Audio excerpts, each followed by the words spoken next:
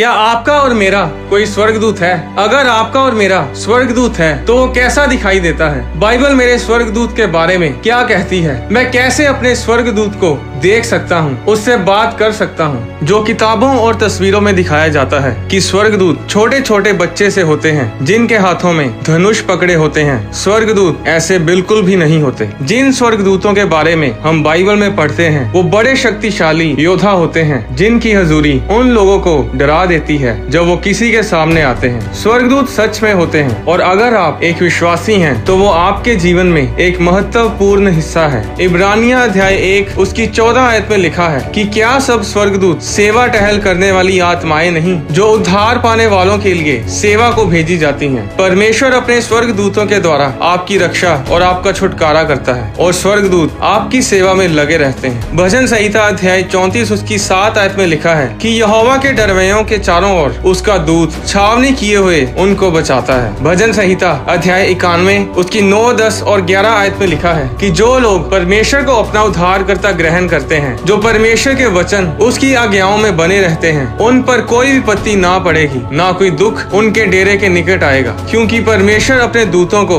उनके निमित्त आज्ञा देगा कि जहाँ कहीं वे जाएं, स्वर्गदूत उनकी रक्षा करें। इसमें ये नहीं लिखा कि परमेश्वर अपने एक दूत को आज्ञा देगा कि वे तुम्हारी रक्षा करें। इसमें लिखा है कि परमेश्वर अपने दूतों को आज्ञा देगा कि वे आपकी रक्षा करें। 2 राजा उसके 19 अध्याय में हम पढ़ते हैं कि जब अशूरियों का राजा सेनाक्रेब परमेश्वर के लोगों के खिलाफ आ खड़ा हुआ तो परमेश्वर ने अपने दूत को भेजा और उस दूत ने रातों रात अशूरियों की छावनी में 1,85,000 पुरुषों को मारा। और भोर को जब लोग उठे तब देखा कि सब तरफ लाशें ही लाशें पड़ी हैं। तब अशूर का राजा वापस लौट गया। वो राजा नगर में प्रवेश तो क्या, एक तीर भी परमेश्वर के लोगों के खिलाफ मार नहीं पाया। जरा सोचिए कि एक स्वर्गदूत एक रात में 1,85,000 पुरुष मारने की ताकत रखता है तो दूतों का दल कितने लाख मार सकता है। जरा सोचिए कि कितने सुरक्षित हैं आप, कितना प्यार परमेश्वर आपसे करता है। स्वर्गदूत हमेशा आपकी सेवा में हाजिर रहते हैं पर आप उन्हें आत्मिक आंखों से ही देख सकते हैं। और यही बात अलीशा अपने दास को बता रहा था जब उन्हें अरामी सेना ने घेर लिया था। 2 राजा अध्याय 6 में हम पढ़ते हैं कि एक बार परमेश्वर के दास अलीशा को अराम के राजा की सेना ने रात को आकर घेर लिया। सुबह जब अलीशा का दास उठा तो क्या देखता है कि घोड़ों और रथों समेत एक दल नगर को घेरे हुए पड़ा है। तब उस दास ने अलीशा से कहा, हाय मेरे स्वामी, हम क्या करें? अलीशा ने कहा, मत डर, क्योंकि जो हमारी ओर हैं वे उनसे अधिक हैं जो उनकी ओर हैं। तब एलीशा ने ये प्रार्थना की, हे यहोवा, इसकी आंखें खोल दे कि ये देख सके। तब यहोवा ने सेवक की आंखें खोल दी और उसने देखा कि एलीशा के चारों ओर का पहाड़ अग्नि में घोड़ों और रथों से भरा हुआ है। हम बाइबल में देखते हैं कि स्वर्गदूत हमेशा से ही परमेश्वर की योजनाओं और परमेश्वर के मकसद को पूरा करते आए हैं और वो कभी रिटायर नहीं होते। वो आज भी काम में लगे हुए हैं जिस तरह वह शुरू से लगे हुए हैं। ये धरती स्वर्गदूतों से भरी पड़ी है। क्या आपका कोई स्वर्गदूत है? हाँ, आपका स्वर्गदूत है और वो बिल्कुल आप ही की तरह दिखता है। अगर आपके शरीर पर कोई निशान है तो उस स्वर्गदूत पर भी वो निशान है। प्रकाशित वाक्य अध्याय 1 उसकी 1 आयत में लिखा है, यीशु मसीह का प्रकाशित वाक्य जो उसे परमेश्वर ने इसलिए दिया कि अपने दासों को वे बातें जिनका शीघ्र होना अवश्य है दिखाए। और उसने अपने स्वर्गदूत को भेजकर उसके द्वारा अपने दास यूहन्ना को बताया जिसने परमेश्वर के वचन और यीशु मसीह की गवाही अर्थात जो कुछ उसने देखा था उसकी गवाही दी। इस वचन में लिखा है कि यीशु मसीह ने अपने स्वर्गदूत को भेजा कि वो यूहन्ना को उन बातों के बारे बताए जिनका शीघ्र होना अवश्य है। इसमें यीशु मसीह यूहन्ना के पास नहीं आए बल्कि यीशु मसीह ने अपने स्वर्गदूत को यूहन्ना के पास भेजा। पर जब यूहन्ना ने उस स्वर्गदूत को देखा तो उसने बताया कि वो परमेश्वर के पुत्र यानी यीशु मसीह के जैसा था। प्रकाशित वाक्य अध्याय 22 उसकी 9 आयत में जब यूहन्ना उसके पांव पर दंडवत करने के लिए गिर पड़ा तो स्वर्गदूत ने कहा, देख, ऐसा मत कर, क्योंकि मैं तेरा और तेरे भाई भविष्यद्वक्ताओं और इस पुस्तक की बातों को मानने वालों का संगी दास हूँ। परमेश्वर ही को दंडवत कर। अब आवाज तो यीशु मसीह ही की है, वचन भी यीशु मसीह के ही हैं कि मैं अल्फा और ओमेगा हूँ। पर वो स्वर्गदूत अल्फा ओमेगा नहीं है, वो बस यीशु मसीह के दिए हुए अधिकार से यीशु मसीह की जगह पर बात कर रहा था। प्रेरितों के काम अध्याय 12 उसकी 6 में लिखा, जब हेरोदेस पतरस को लोगों के सामने लाने को था, उसी रात पतरस जंजीरों से से बंधा हुआ 2 सिपाहियों के बीच सो रहा था और पहरुए द्वार पर बंदीगृह की रखवाली कर रहे थे। तो देखो, प्रभु का एक स्वर्गदूत आ खड़ा हुआ और उस कोठरी में ज्योति चमकी और उसने पतरस की पसली पर हाथ मार के उसे जगाया और कहा, उठ जल्दी कर। और उसके हाथों से जंजीर खुलकर गिर पड़ी। तब स्वर्गदूत ने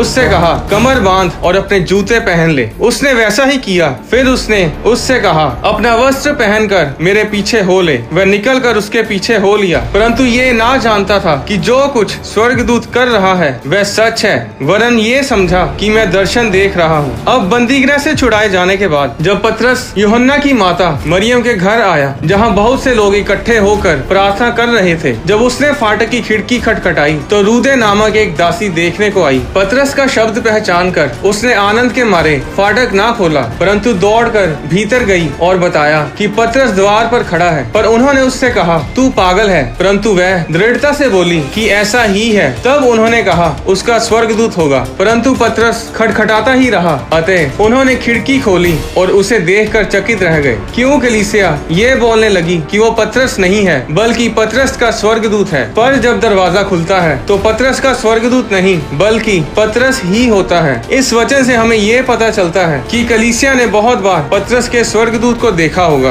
क्योंकि पतरस बंदीगृह में था, इसलिए कलीसिया ने उस दासी से कहा कि वो पतरस नहीं, पतरस का स्वर्गदूत है। पर वे उस समय ना जानते थे कि प्रभु किस रीति से पतरस को उस बंदीगृह से निकाल लाया है। आपका स्वर्गदूत आपके जैसा दिखता है, इसलिए जब किसी के सपने में कोई परमेश्वर का दास, पास्टर, अपोस्टल, प्रोफेट आते हैं तो वो पास्टर नहीं, वो पास्टर का, उस परमेश्वर के दास का स्वर्गदूत होता है। आपके साथ आपका स्वर्गदूत काम करता है, वो आपका है, वो आपकी पूरी उम्र तक आपके साथ रहेगा। मत्ती अध्याय 18 उसकी 10 आयत में लिखा है, देखो तुम इन छोटों में से किसी को तुच्छ ना जानना, क्योंकि मैं तुमसे कहता हूँ कि स्वर्ग में उनके दूत मेरे स्वर्गीय पिता का मुंह सदा देखते हैं। स्वर्गदूत महाशक्तिशाली होते हैं, पर वो सिर्फ यीशु नाम के आगे झुकते हैं। आप अपने स्वर्गदूतों को सिर्फ यीशु नाम में ही आज्ञा दे सकते हैं। जब आप यीशु मसीह के लहू को अपने ऊपर घोषित करते हैं, अपनी गाड़ियों को, अपने घरों को यीशु मसीह के लहू में छिपाते हैं, तब आप स्वर्गदूतों को एक्टिवेट करते हैं। जब आप बोलते हैं कि मैं स्वर्गदूतों को भेजता हूँ कि वो मेरे और मेरे परिवार की रक्षा करें, तब आप स्वर्गदूतों को काम पर लगाते हैं। इस समय भी आपका स्वर्गदूत आपके साथ, आपके कमरे में है। आप जहाँ कहीं भी हैं, वो आपके साथ है, इस इंतजार में कि वो आपकी रक्षा करे, आपकी सेवा टहल करे, ताकि आप परमेश्वर के मकसद को अपने जीवन में पूरा कर पाएं। पर क्या आप उस स्वर्गदूत को काम में लगा रहे हैं? सालों पहले पास्टर क्रेफ्लो डोलर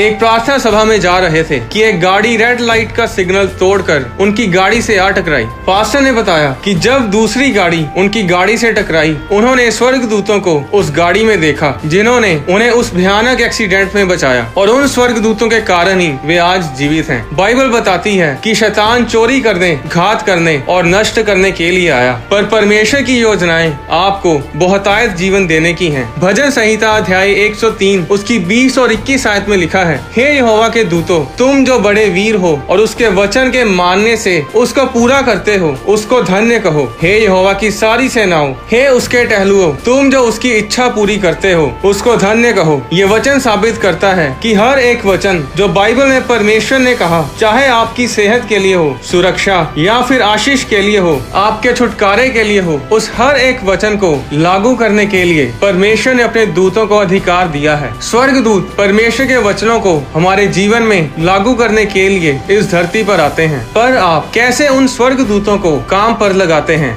आपके मुंह से निकले शब्दों से। आपके शब्द स्वर्गदूतों को ये अधिकार देते हैं कि या तो वो आपको आशीषित करें, आपकी सुरक्षा करें, या फिर हाथ जोड़कर खड़े रहें और आपके जीवन में कोई काम ना करें। जब आप परमेश्वर के वचनों को अपने हालातों पर बोलते हैं, तब आप स्वर्गदूतों को काम पर लगाते हैं। दानियल अध्याय 10 उसकी 12 आयत में लिखा, स्वर्गदूत ने दानियल से कहा कि दानियल, तेरे वचन सुने गए, यानी तेरे शब्द सुने गए, और मैं तेरे शब्दों के कारण आ गया हूँ। दानियल के शब्दों के कारण स्वर्गदूत दानियल के लिए काम पर लग गए। दानियल की प्रार्थना का उत्तर लेकर आने के लिए स्वर्गदूत आसमान में शैतान के साथ लड़े और ये तभी हुआ जब दानियल ने शब्द बोले, अपने मुंह से वचनों को बोला। और ये आप भी कर सकते हैं। अपने गलत शब्दों से अपने दूतों को लाचार ना करें। परमेश्वर के वचन के बीच से प्रार्थना करें। अपने जीवन पर घोषणाएं करें, क्योंकि स्वर्गदूत सिर्फ परमेश्वर के वचन के द्वारा ही काम करते हैं। एक बार एक विश्वासी को दिल की बीमारी हुई और वो परमेश्वर के वचन में से विश्वास के साथ अपनी चंगाई के लिए प्रार्थना करता था। एक रात जब वो उठा तो उसने क्या देखा कि स्वर्गदूत उसके पास खड़ा था, जिसके हाथ उसकी छाती के अंदर थे और वो उसके दिल को कुछ कर रहा था। जब उस विश्वासी ने स्वर्गदूत को देखा तो दूत ने कहा, सब कुछ ठीक है, आराम से सो जाओ। और जब वो सुबह उठा तो वो ठीक हो चुका था। उसका दिल बिल्कुल नया हो चुका था। भजन संहिता अध्याय 34 उसकी 17 आयत में लिखा है, धर्मी दुहाई देते हैं और यहोवा सुनता है और उनको सब विपत्तियों से छुड़ाता है। बाइबल बताती है कि जब जब लोग प्रार्थना करते हैं तब तब परमेश्वर अपने दूतों के द्वारा लोगों को छुड़ाते हैं। प्रेरितों के काम अध्याय 12 में जब पतरस बंदी गृह में बंद था तो कलीसिया पतरस के लिए प्रार्थना में लीन थी और परमेश्वर ने अपने दूत को भेजा और पतरस को उस बंदी गृह से छुड़ाया। प्रेरितों के काम अध्याय 12 उसकी 7 आयत में लिखा है, स्वर्गदूत ने पतरस से कहा, उठ जल्दी कर, और उसके हाथों से जंजीरें खुलकर गिर पड़ी। ऐसी कोई जंजीर नहीं, कोई बंदीगृह नहीं, कोई दरवाजा नहीं जो परमेश्वर के दूतों की सेना को रोक सके। अब इसका मतलब ये नहीं कि आप स्वर्गदूतों को ढूंढने निकल पड़े, क्योंकि 2 कुरिन्थियों अध्याय 11 उसकी 14 में लिखा है कि शैतान आप भी ज्योतिर्मय स्वर्गदूत का रूप धारण करता है। शैतान चालाक है और वो स्वर्गदूत का रूप धारण करके आपको मूर्ख बना सकता है। आज बहुत से अच्छे विश्वासी इसलिए भी भटके हुए हैं क्योंकि उन्हें परमेश्वर की आवाज और शैतान की आवाज में अंतर नहीं पता। भजन संहिता अध्याय 138 उसकी 2 आयत में लिखा है कि परमेश्वर ने अपने वचन को अपने बड़े नाम से अधिक महत्व दिया है। परमेश्वर कभी भी अपने वचन से बाहर जाकर कुछ नहीं करता। अगर परमेश्वर ने अपने वचन में कहा कि अपने माता पिता की इज्जत करो तो तुम लंबी उम्र को पाओगे, तो परमेश्वर कभी भी आपसे ये नहीं कहेगा कि अपने माता पिता की इज्जत ना करो। कोई भी आवाज, कोई भी जन अगर आपको परमेश्वर के वचन के खिलाफ आपकी अगुवाई करता है तो वो परमेश्वर की ओर से नहीं है, वो शैतानी है। हर एक भविष्यवाणी, हर एक रेवलेशन की परमेश्वर के वचन में से पुष्टि करें, परमेश्वर के वचन में और परमेश्वर की पहचान में बढ़ें और प्रार्थना करें कि परमेश्वर मुझ पे जाहिर करें कि मैं कैसे स्वर्गदूतों को काम पर लगा सकूं, जिन्हें आपने मेरे परिवार और मेरी सुरक्षा के लिए नियुक्त किया है। यीशु मसीह के नाम में आमीन। अगली वीडियो में मैं आपको बताऊंगा कि किन चीजों से स्वर्गदूत नाराज होते हैं। क्या स्वर्गदूत भी खाना खाते हैं? क्रूस पर मरने के बाद और जी उठने से पहले 3 दिन 3 रात यीशु मसीह ने कहां